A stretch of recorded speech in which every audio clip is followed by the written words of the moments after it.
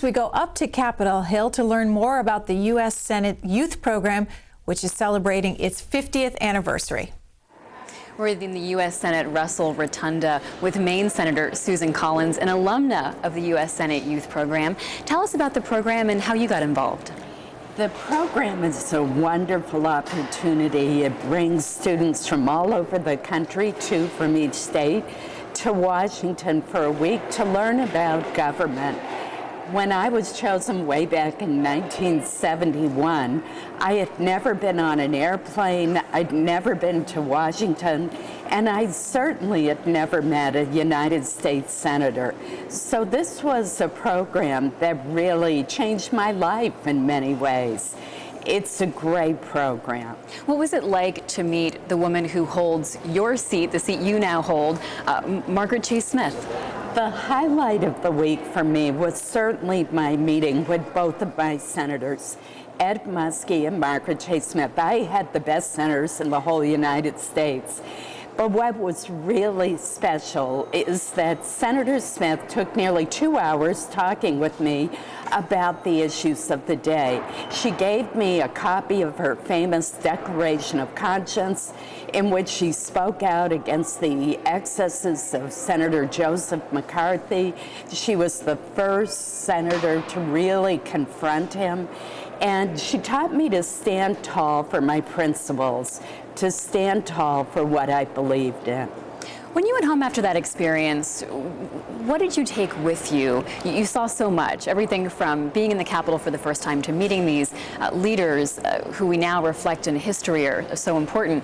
What did you take home with you? Well, although I didn't realize it at the time, when I look back at that week, and particularly my meeting with Senator Margaret Chase Smith, I think it was the first step in a journey that led me 25 years later to run for public office, to run for the Senate, and to win the seat that she once held.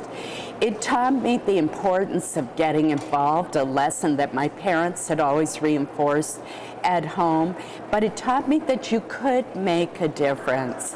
I met wonderful students from all over the country, as well as a wide variety of public figures, and it opened my eyes to the fact that you could make a difference in government, but that you needed to get personally involved. And tell us more about what inspired you to run for office all those years later. I ran for office because I was convinced that I could make a difference, and that really mattered to me.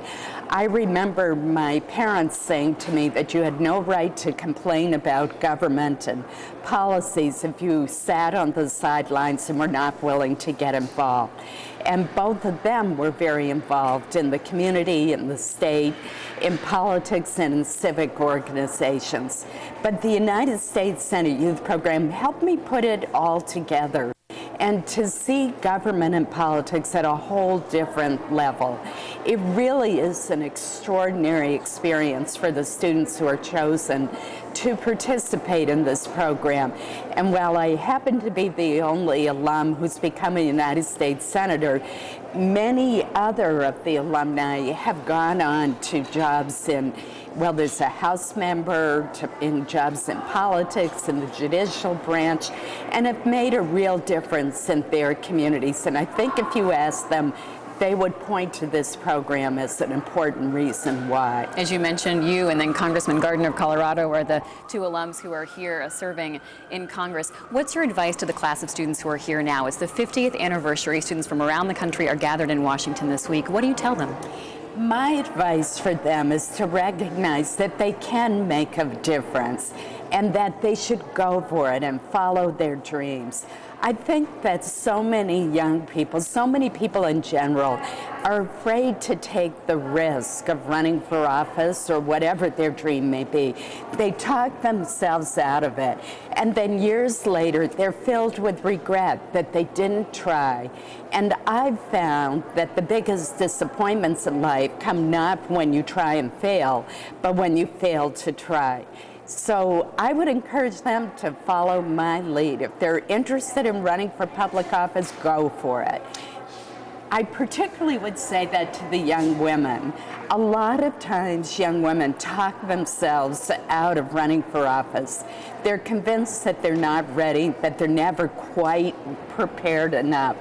And I think that young girls growing up need to have more confidence in their abilities, and that young women, and older women too, need to know that America needs their talents.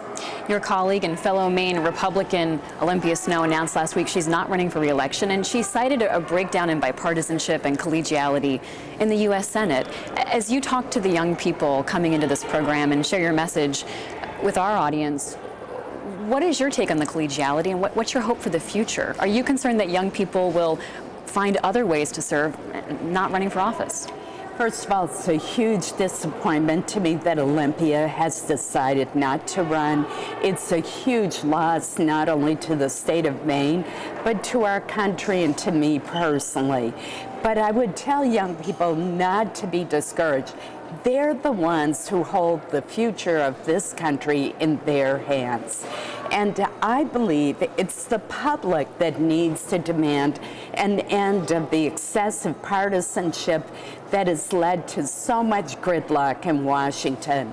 If they start demanding that members work together, it will happen. It did used to be that those of us who brought people together to try to solve problems were applauded for our efforts, for trying to find solutions, for, yes, compromising on the issues. Now compromise has become a dirty word, and we tend to be vilified by both the far right and the far left. But to correct that problem, the American people need to demand that their legislators work together for the better of this country, that we really try to solve problems rather than score political points.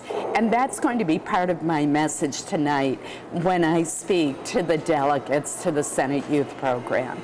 Senator Susan Collins of Maine, an alumna of the U.S. Senate Youth Program, thank you very much. Thank you.